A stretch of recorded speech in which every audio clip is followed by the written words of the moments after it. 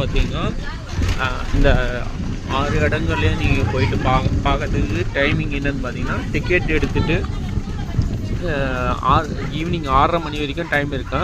So அதுக்குள்ளே நீங்கள் வந்து காலையில் வந்துட்டிங்க அப்படின்னா 120 ரூபா டிக்கெட் எடுத்துகிட்டு 6 இடங்களையும் பொறுமையாக வந்து நீங்கள் பார்த்துட்டு ரசிச்சுட்டு நீங்கள் வந்து பஸ்ஸு எந்த பஸ்ஸு கவர்மெண்ட் பஸ்ஸு எதுவாக இருந்தாலும் ஏறி நீங்கள் போய்க்கலாம்.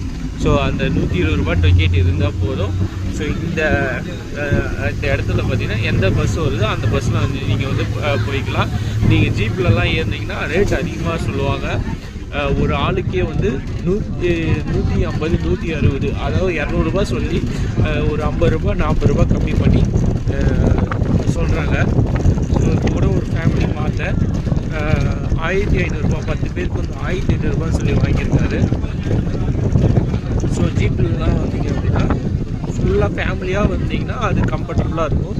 ஸோ தனியால் வந்தீங்கன்னா பஸ்ஸில் வந்து உங்களுக்கு விலை கம்மியாக இருக்கும், சுற்றி பார்க்கறதுக்கு நல்ல ஒரு டைமிங்கும் நல்லா கிடைக்கும். எந்த ஒரு பஸ்ஸில் வேணால் ஏறிக்கலாம் 120 ரூபா டிக்கெட் எடுத்தீங்க அப்படின்னா. ஸோ புதுசாக என்னுடைய சேனலை பார்க்கணும், சப்ஸ்கிரைப் பண்ணுங்கள், ஷேர் பண்ணுங்கள், லைக் பண்ணுங்கள், கமெண்ட் பண்ணுங்கள். ஸோ பாருங்கள் இடம் எந்த அளவுக்கு சூப்பராக இருக்குது. இதுக்கு முன்னாடி வந்திருக்கேன். ஸோ இருந்தாலும் இந்த மாதிரி இடங்களை வந்து பார்க்கணும், வருஷத்தில் ஒரு முறையாவது பார்க்கணும்னு சொல்லி ரொம்ப மைண்டு ரொம்ப டிஸ்டர்பாக இருக்குன்னு சொல்லி வந்திருக்கேன்.